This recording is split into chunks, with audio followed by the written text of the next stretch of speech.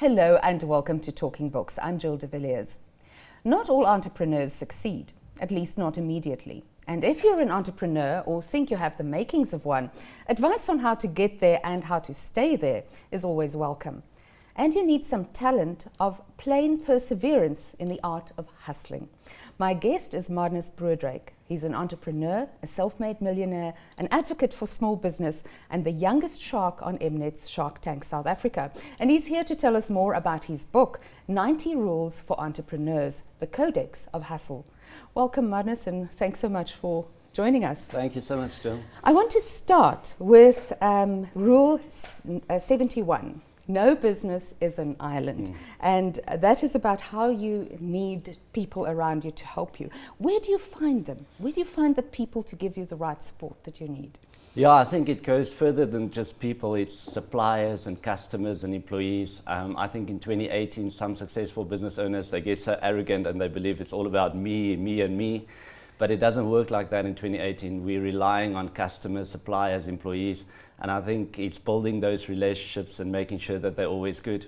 So how do you build those relationships? What is crucial in doing that? I think we're getting to a time where everything is done online and we're losing that personal touch. And I think that's what's valuable in 2018. It's connecting with the customer. It's not just sending them an SMS on their birthday, but actually picking up the phone and calling them. It's about when someone has a complaint to actually go the extra mile and sort it out for them. It's just having that personal touch and having the amazing relationships that we need. So you need that personal touch, but IT is still crucial in today's world. Is it absolutely essential for an entrepreneur to have solid knowledge of IT? Look, IT is the future and tech is the future, and in 5 years from now we're definitely not going to talk about tech businesses because every business will be a tech business. So we need to use technology, and entrepreneurs need to use technology because that's how we build great businesses.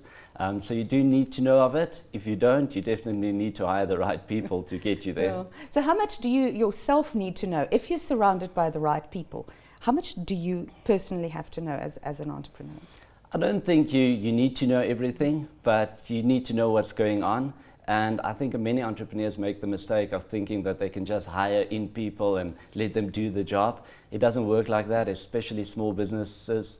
They need to know what's going on, and you need to figure it out before you can hand it over to someone else. But as you grow, there are better and smarter people than you, and you get them in. So let's talk about money. You have an idea, you have a good idea, you have a good plan, how to bring your business to fruition.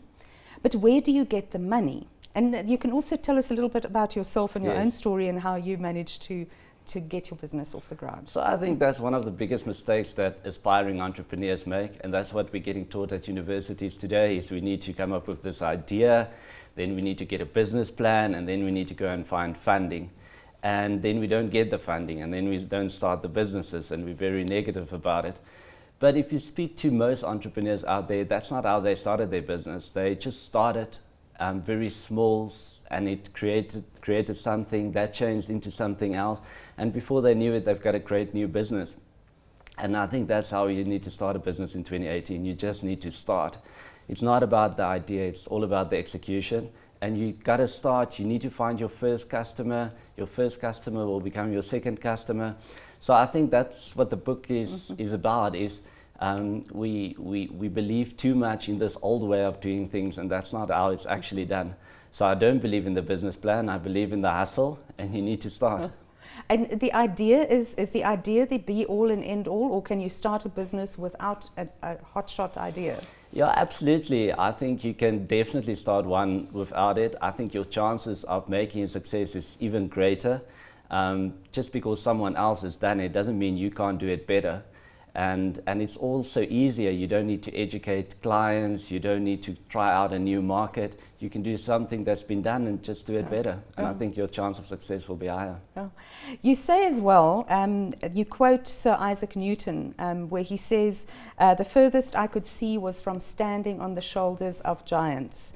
How important is that for us to learn from other people? I think super important. We try and reinvent the wheel all the time. We think no one has done it ever.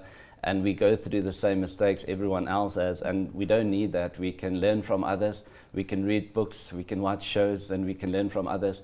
And I think it goes further than that to say that just the people you surround yourself with, the friends that you've got around you, the journey as an entrepreneur is a super difficult one, and there's going to be lots of obstacles and problems, and if you've got people around you who's negative, then you're never going to make it.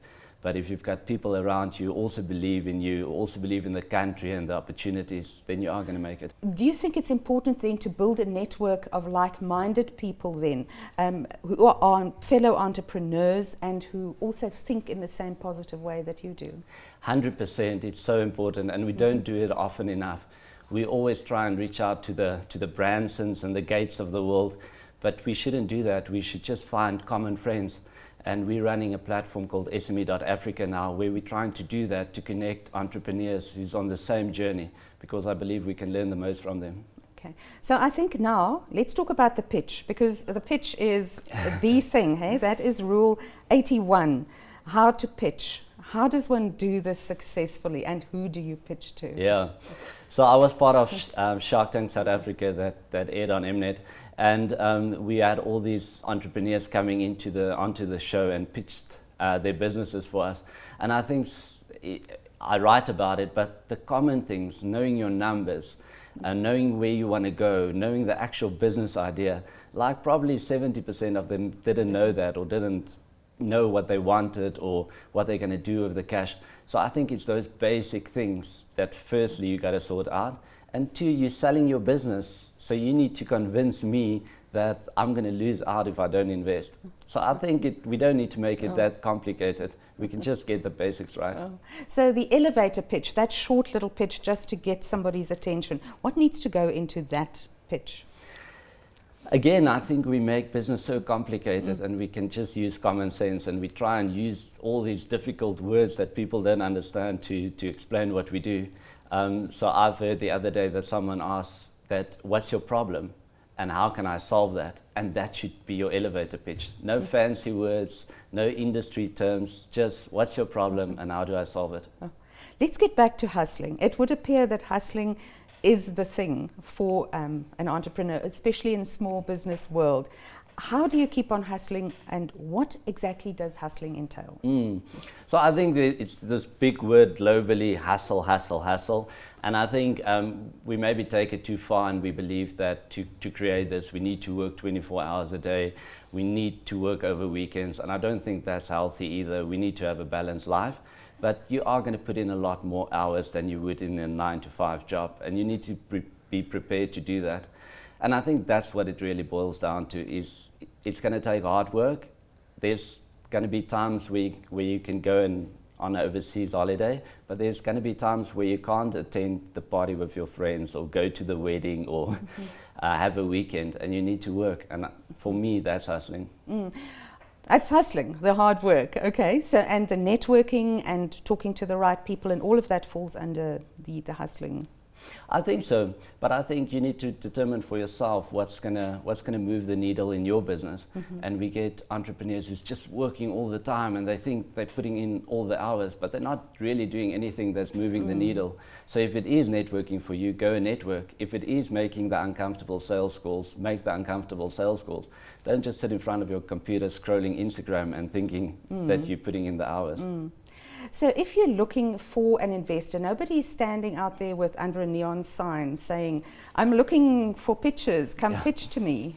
Where do you look for an investor if you need to get one? I think there's a lot of cash out there, and there's companies are sitting with huge bank balances, and there's a lot of cash ready to be invested.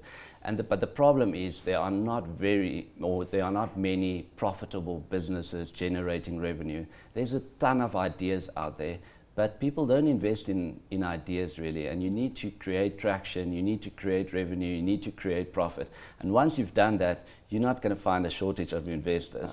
And that's what you need to put your focus on. Leave the business plan, leave the pitch, go and create your business, and once you've done that, you'll find investment.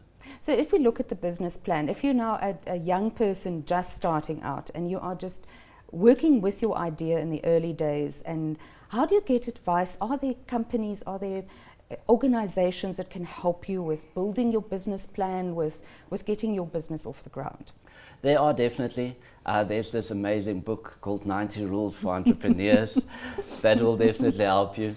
But there's a lot of books, there's a lot of shows, there's a lot of things, there's a lot of people, there's a lot of organizations. But I think the best school is by doing. You got to get your hands dirty, get into it, learn from that, make mistakes, adjust, try again. And I think sometimes we spend all our time trying to learn, but we don't do. And I think that's more important. We need to get our hands dirty. Now, if we look at your story, you came from a home in which there wasn't a heck of a lot of money in the beginning. How did you overcome that? And also, do you think that that is an inspiration for many people to become entrepreneurs? Yeah, so I never thought of myself as an entrepreneur. I was in school and my parents couldn't afford my school fees, so I actually had to do little jobs to pay my own school fees. And that got me into the mind of thinking about business and thinking about money. So that was definitely the start for me. And then I've been very fortunate to have a great career as an entrepreneur, been on Shark Tank, wrote the book, and many people are taking this and it's acting as an inspiration for them. And I'm just so grateful that I can make that difference. Oh. So, and what's the next step after this book? So we're really working hard on SME.Africa. It's a new platform that we've created for entrepreneurs to connect, and we really want to support the established entrepreneur. We think there's not a lot of support out there for them, and that's where we want to make a difference. Okay, fantastic. Marnus, thank you so much for coming in and chatting to us. And just to recap on that, my guest is Marnus Broodryk, and his book is 90 Rules for Entrepreneurs, the Codex of Hustle. That was it for this edition of Talking Books. I'll see you again next time. Thanks for watching.